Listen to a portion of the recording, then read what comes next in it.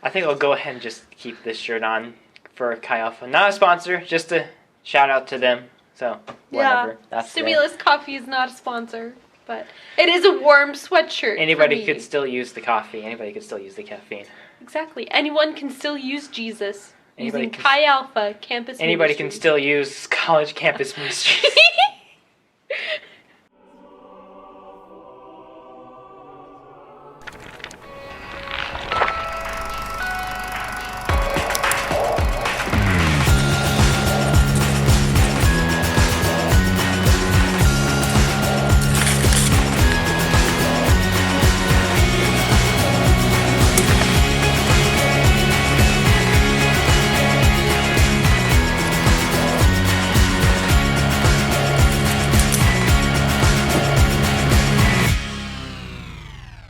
So I've had a couple of guests onto these reviews, and now we're back with Jessica. She is back in business. You need to be working more. Oh. I need to put you more to work. Dang because it. You've been out for quite a long break, I think. We just came home from another Pureflix film that I've kind of heard about. I'm Not Ashamed, directed by Brian Bach, I think his name is, and it stars Macy McLean as Rachel Joy Scott, who is the girl who attended Columbine High School and was one of the 13 victims involved in the Columbine shooting in 1999. And this movie is it's largely based on her and her life, and especially the journal entries that Rachel made as she was just writing down all the different events in her life and the way that she views herself personally and views her faith and views her family life. And this whole movie is just a character study on Rachel herself, and this movie kind of looks at her and her faith and her personally and with her family life and with her school life. It kind of jumps around to the different parts of Rachel's life. Yeah. Most of the movie covers, like, the end of one school year, the glimpses of the summer, and then mostly like the entire school year of, I think it was her sophomore year in high school at Columbine High School. Yeah. The shooting happened on April 20th in 1999, and it was weeks before the Columbine graduation and stuff. Before all the killings happened, this movie especially goes well into the different events and different milestones that especially happen in Rachel's life at the school. She's successfully involved in a school play, and she goes to prom, and she's trying to deal with a couple of boys who she may or may not like, and all the different pressures from her friends, and how she's trying to make things work really well for her socially and make things work really well for her personally. And so she really wants the school play to go really well. She wants prom to go really well and to go with the one guy that she really likes. And the story looks at the side dealings that these two other guys in the high school are planning their shootings, and they're writing things down. They're planning the whole school out and who the different victims would be in the whole movie. And the whole movie kind of simmers down to Rachel outside and the killers coming along and how they take her out. Yeah. So I thought so far, I have not seen Risen yet. I've seen glimpses of Risen. But so far, this is probably like one of the best movies that I've seen. It was really interesting, and I'm pleasantly surprised they improved their characters quite a bit. I felt that in their previous movies, like with God's Not Dead, and what we haven't not yet talked about with. They were very flat. Very flat, very flat in character, and didn't give that much meat or didn't give that much substance to the characters at all. And especially given this story as a character study of Rachel herself, this movie really adds all these different details and all these different character traits and interpersonal and inner things going on in Rachel and all these different crazy things going on in her life, school and personal. It's thick with character stuff is what I'm happy about. They have a lot of narrative of, Rachel thinking and whatnot during the movie, and I mean, it's probably from her journals. Yeah, it's definitely from her journals. The writers probably, got a glimpse of Rachel Scott's real journals that she wrote, and just, the difficulties that she was going through and stuff. I remember in high school, that's when I dedicated my life to Christ and stuff, and so, you go from this change, and it's already... change as adolescence and as a teenager. Yeah, it's already a difficult time in a person's life, adolescence, where everything's changing. Not to be a Christian and an adolescent at the same time. Everyone's changing and you don't know what to do and stuff. Definitely cuts through the surface a lot more than the movies that we have watched, which I appreciate. Yeah, and stuff. I appreciate that a lot. It pulls at your heartstrings. It makes you think a little bit. I think, It would be interesting if we watched it again to analyze it for some analyze a little bit more for it. Yeah, for some of the morals and the values that it did. I tried to walk into this movie with a pretty open mind. I haven't seen any of the trailers. I've held myself from reading any of the reviews. I heard quite a few trailers and a few ads for it on the radio, and I saw a few posters for it, and that's what got my curiosity. So I walked into the movie not really expecting anything or not knowing what could happen. I think I was expecting a little more of the Columbine incident itself and watching a little bit more of the guys in their plotting, but I think this movie pleasantly surprised me with just focusing on this one character and just adding all these elements and all these people that influence her as a character. Yeah, definitely. I came into this movie, thinking, oh, this is a dumb Christian movie. It's gonna be another Pureflix movie. Like, I'm sitting in the theater, what? Pureflix. I know. But beginning credits started to rolling, and they started to say that this movie was about Rachel Scott, and she was one of the victims of the Columbine shooting. That made it a lot more interesting and stuff, but then I think that this movie did it justice. So what did you like or didn't like, or where are your thoughts going? But yeah, like I said before, I think I became much more interested in how this was a character study in the end, and that really focused on the character, and that went really in depth with compacting a lot of substance and a lot of the different details. See so much attention pushed into Rachel's life, but still, I think in the end, Pureflix is struggling a little bit with their technicality and with how they make their movie and with how they put all this stuff together. Like, you'll watch God's Not Dead, which has like several different plot points going on at the same time, and then you see I'm Not Ashamed, and you see this great character and all this crazy stuff that's going on in her life, and yet everything is still shoved together and just kind of thrown together. I was just bouncing and bouncing and bouncing and bouncing from scene to scene, from shot to shot, and it became just really muddled to me. Cinematography, I felt a lot of the shots and a lot of the scenes were cropped and were kind of square and were kind of tight, and the camera guys weren't thinking, they're still not thinking outside of the box. There was a lot of face shots, especially. Yeah, there are definitely a lot of face shots. Yeah, it's in the location of like the skyscraper, the construction skyscraper thing that they were at, and this was after she was thinking about jumping off the skyscraper. But she was like wearing a dress, and it was like sunset, and the camera just really like focused on her face a lot. She's almost like doing a Titanic thing, like looking at everything and just being so filled with joy and stuff, and it's sunset, and the camera is just focusing on. The camera's just on the balcony focusing on her, and that was especially a note that I had for the cinematography. There were quite a few scenes where Rachel is talking with another character, and the camera's on the wrong side of them that I felt. When Rachel is hanging out with Alex, I think was the other guy, he's hanging out with Alex at a party, they're talking about prom, and they're in front of a campfire. Except, like, you're Rachel and I'm Alex. The campfire is here, and the camera stays on this side of them. Yeah, it stays behind the camera isn't in front of the campfire, so we can get the nice glow on around their faces, and I think that would have suited kind of the nice and attempts at the romantic mood of the scene. Instead, the camera is behind the characters in shadow, and so we just get, like, half of their faces in the nice glow, and the other half is totally in shadow. And I suppose, in the context of the scene, Rachel's doing something she's still not supposed to be doing, with, like, hitting on this guy and trying to decide, okay, what do I like in you? What kind of a romance and relationship do I want to have with you? And she's at a party, and she's not supposed to be at parties. But the camera is behind them, and it's shooting across their shoulders and at their faces, and I'm just thinking, put the camera on the other side of them. Show me their face, not their back. I think shots behind the characters added a little bit more artistic point of view.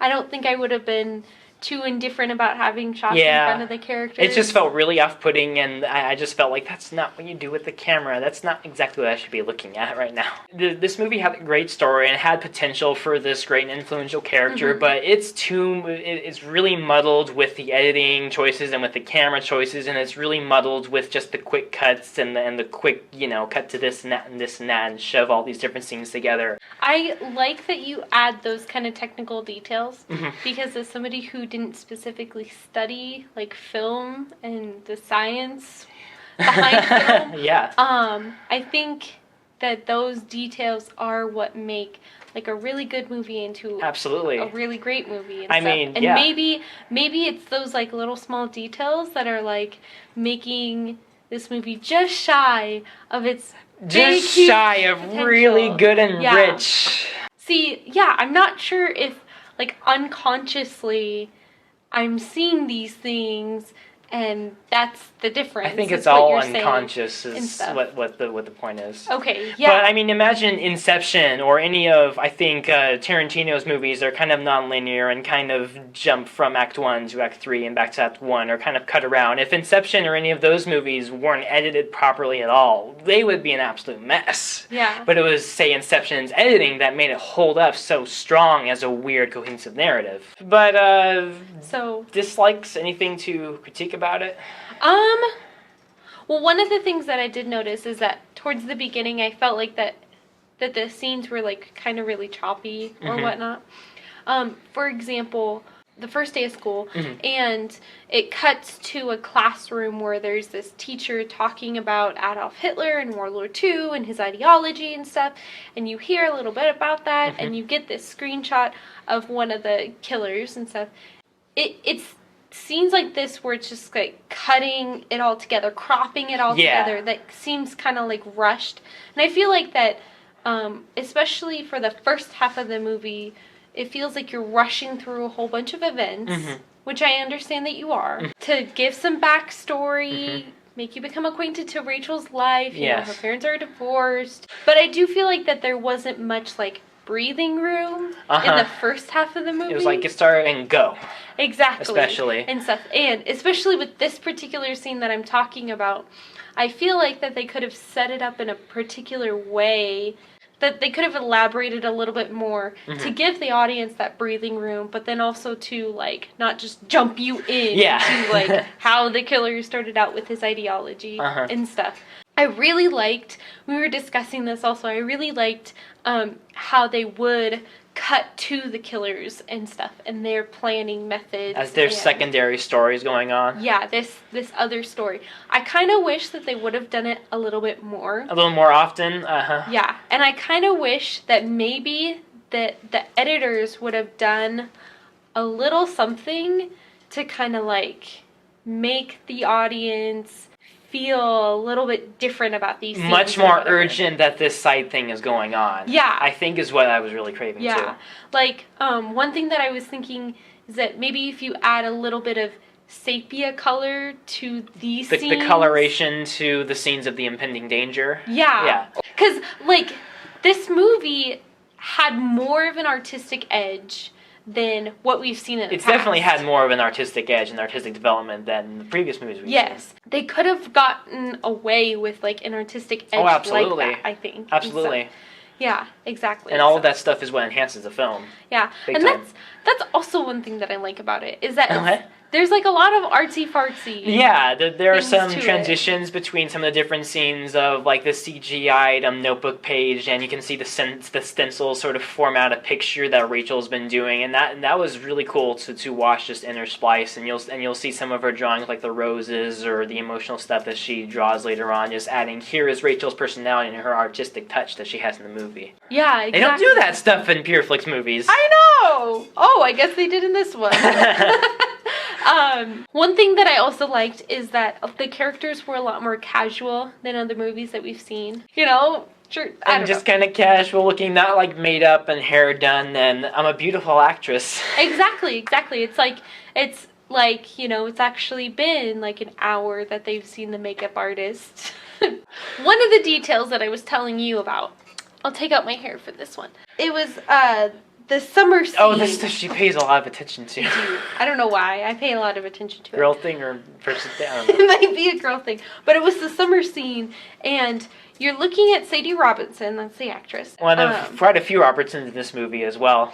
Yeah. And so it would cut to Sadie Robertson, and then cut back to Rachel, and cut to Sadie. And one thing that I noticed is that frequently the hair would change in between the cuts. Yeah. And stuff. So in normal movies, like, you would see a back shot of them, and it might be like this, you know, their hair all on their back. And I think as it should be. And then when you see a front shot, usually the hair is like this.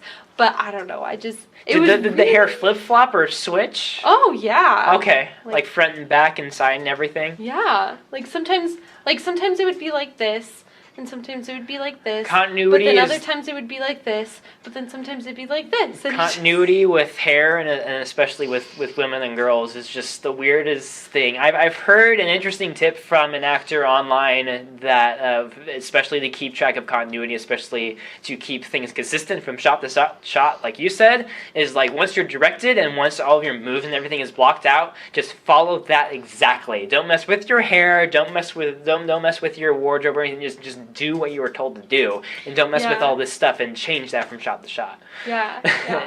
Otherwise, you get observations like that. Yeah. Any other little notes? One of the things that I noticed that I really liked who they chose for Rachel as the actress. Macy McLean. Yeah. She had these big, beautiful brown eyes, and I think that one of the things she kind of looked attractive, and she kind of looked just the nice girl, just a nice school girl, and just kind of cutesy and being energetic and off the walls. Yeah, and one of the things that the cinematographers did do right is that they really accented on her eyes for a lot of the scenes. Just the life and the determination that she had. Exactly. Particularly what I'm thinking of is like the two different scenes where she's looking at a cast list. One more outside the theater. Yeah, one more towards the beginning of the film, and one towards more the middle of the film for the two different plays that she tried out for. Right. The first instance when she tries out for it. Oh, I didn't quite make it. Then the second time later on, she's looking toward the top of the list where all the top A-line actors are, and she's like, yes. And she makes it. Yeah. The acting worked out really well for that moment. They really capture like.